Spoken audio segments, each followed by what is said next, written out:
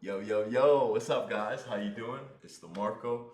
Welcome to my YouTube channel. I'm gonna be doing a lot of music content, whether it's reviews, listening to new songs for the first time, listening to old songs for the first time, and just giving my opinion on things how I feel that's going on in music, whether it's videos, reviews, whatever. I'm gonna be tapping into it. So thank you for coming to my channel, watching, viewing, liking, subscribing, sharing, all that. Please, I appreciate it the most. But for today, we're going to be doing, as you can see right here, Bando Stone and the New World by Childish Gambino. Um, I love Childish Gambino and Donald Glover. Well, it's the same dude, but I love Donald Glover in general. Whether that's Community, whether that's Atlanta, whether that's his music, anything he does, I really enjoy it.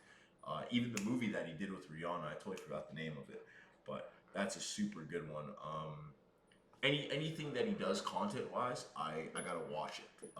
And Mr. and Mrs. Smith, I gotta watch it. So he's back again with his last album. He did put out Atavista earlier this year, but that was just I would say, a mastered version of 3/15/20 that he released back in 2020, and it was almost like a Kanye-esque album, as in where he just put it out there and then he went back and edited it and finished it up. Kanye usually does that, but Kanye would do it like on the fly. Like he'll put it out and then he'll like edit it and do that like in the next week or something, or add vocals here or do that. So it was kind of like that, but he waited 4 years to do it. And to be honest with you, I thought it was okay. I enjoyed uh, the original because it was more muddier. The sounds were not fully mastered, so as I said, it sounded more muddy. Uh, it just it hit a little harder for me. Uh, the new Atavista, like the new version of 3/15/20, is more polished, finished, bigger, and you know what I mean. And I think he chopped some songs down too, because I believe there's only 13 on Atavista. But it for me, it was okay. Like I didn't really go back to it because I loved 3/15/20 so much, and just the original and how all the songs felt on that were just amazing. Right, Algorithm is my favorite one, and I didn't like this new version of Algorithm on the new version of Atavista. I didn't really like it, but back to Bando. This album is very, very full sounding. Everything sounds expensive. Everything sounds extremely mastered well. Um, the vocals are hitting. Everything sounds good. Whether it's the drums, whether it's the little skits in between the album, everything sounds very, very expensive and full. Um, the intro for me, it was a little weird. You know what I mean? I like the first synth that was presented in it, but to be honest with you, it didn't really catch me. Lithonia, the second song, I had heard it, the single, because I was just so eager to hear brand new Gambino music that I immediately jumped to it, and I didn't really like it, to be honest with you. Um, I just didn't like his approach to it. But for me, the album didn't pick up to the third track, "Survive" by Chloe. That really hits. Steps Beach, that's probably my favorite. Um, Talk My Ish with Amare and Flo Milli. First of all, Amare and Flo Milli, amazing, amazing, amazing artists. Love what they're doing currently and what they have been doing um, in the years that have gone on. Um, they like Flo Milli really has is finally getting that push. I think she hasn't had that big machine behind her like the Cardis, the Megs, the Lottos, the Glorillaz do, but she has been consistently dropping amazing music. Same with Amare. So I'm glad to see them get on here with Gambino. As I said, so from three to I would say from track 3 to all the way to 12 is an amazing run, incredible run. We have the Georgia Smith feature, we have the Legend feature, and we have the Yeet feature. The Yeet feature is amazing simply because Yeet's sound is very interesting because he can go from the super hard 808 trappy stuff to like the futuristic.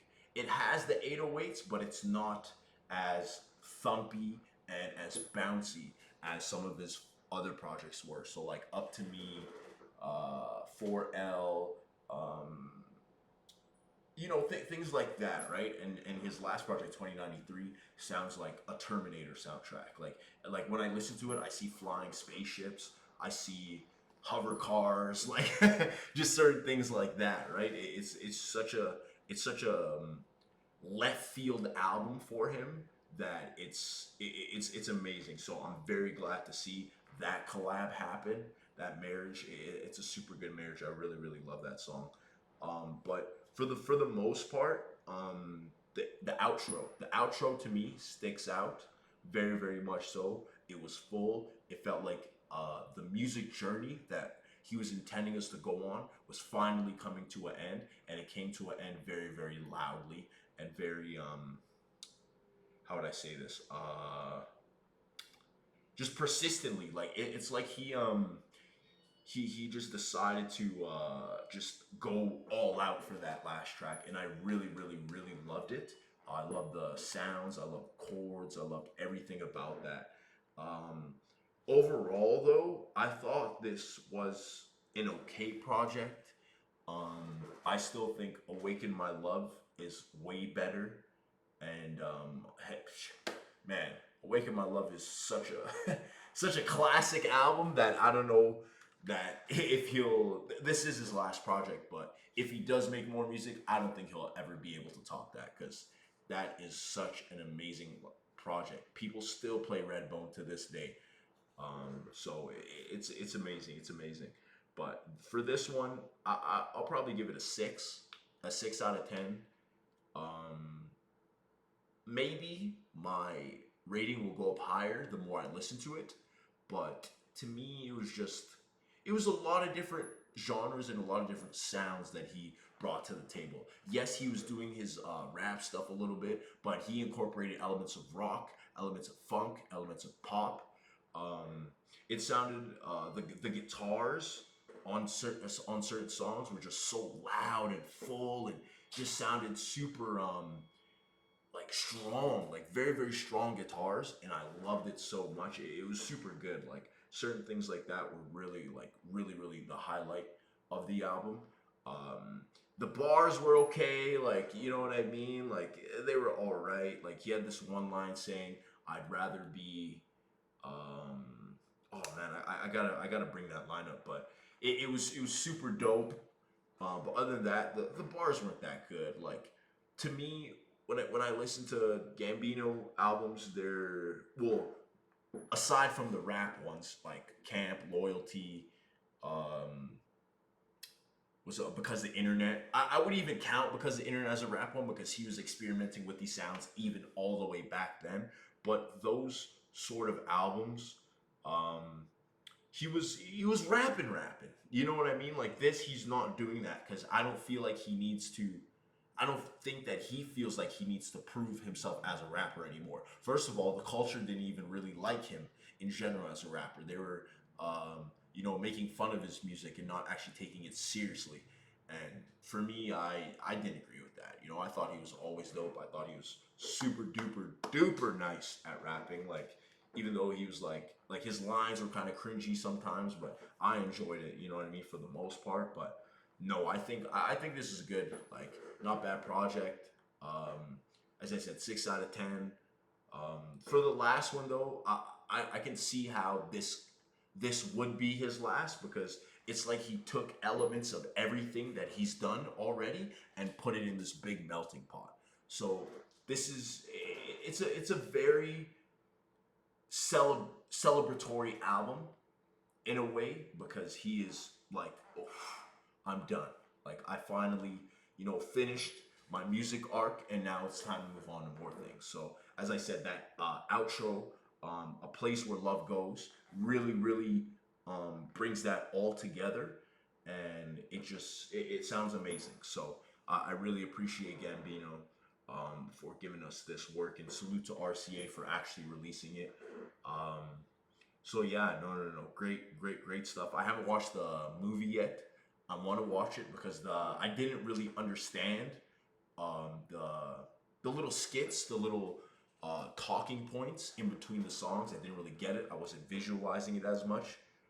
So I might need to watch the movie to actually go along with the tracks and see where he was going with the whole movie skit conceptual album aspect of this body of work. But as I said, not too bad. Yeah, no. Pretty good. Um, as I said, I appreciate everything that he's done. Even the mixtape, the Gangsta Girls mixtape, the Kawhi, and what's the other one that he did? The Stone Mountain. Beautiful projects, right? So I really appreciate everything that he's done. So yeah, that's my review of Bando Stone in the New World, as you can see here. Like, subscribe, share, all that good stuff. And thank you for watching. This is almost therapeutic for me, so I am going to be doing this way more often. I'm going to be putting out reviews at least 3, 4 times a week. So yeah, I'm gonna try to be active and get the stuff going. So I appreciate anybody who's watched and shared and subscribed and all that cool stuff. So thank you so much. It's your boy DeMarco. Peace.